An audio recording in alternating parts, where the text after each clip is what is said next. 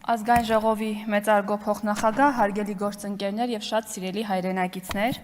այսօր այս կարևոր ամբիոնից ուզում եմ խոսել Գյումրու առջև ծառացած խնդիրներից, ինչպես նաեւ վերջին շրջանում գյումրեցիների արդարացի դժգոհություններից։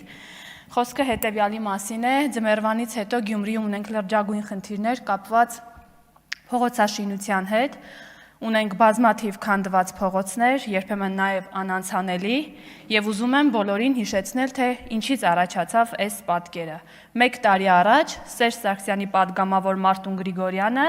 ով մեկ գիշերվա ընթացքում հայտնվեց Ծառուկյան Գագիկի նախընտրական ցուցակում, Վարդանիկ Ղուկասյանին, ենթադրյալ հանցագործ, կարգեց Գյումրու համայնքապետ։ Ու այդ պահից սկսած պարզեր, թե ինչ է սպասում Գյումրուն։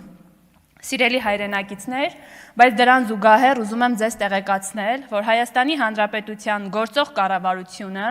ջանք ու եռանդ չի խնայում, որպեսզի լուծի գյումրեցիների առաջ ծառացած խնդիրները։ Հենց այս պահին Գյումրու Բագրատունյա ծողակի ասֆալտապատումն է իրականացվում բացառապես կառավարության միջոցներով։ Մենք գիտենք, որ առաջիկայում կմեկնարկի նաև ՎԶԵՊ ծրագիրը, որի շրջանակներում կհիմնանորոգվեն անի եւ ավստրիական թաղամասերը,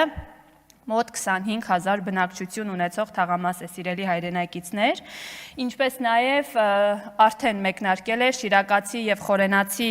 փողոցների հիմնանորոգումը, եւ ես քիչ առաջ Շիրակի մարզպետից խնդրեցի ինձ տեղեկացնել, թե ինչքան միջոցներ է տրամադրել կառավարությունը այդ երկու փողոցների հիմնանորոգման համար, եւ ուզում եմ թիվը ընթերցել անպայման 884 միլիոն 772 հազար դրամ միայն տրամադրվել է Շիրակացի եւ Խորենացի փողոցների հիմնանորոգման համար։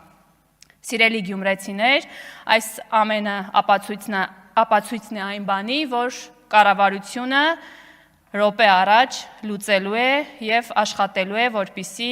մեր քաղաքի առջև ծառացած խնդիրները լուծվեն, իսկ մեզ մնում է ընդամենը մեկ բան՝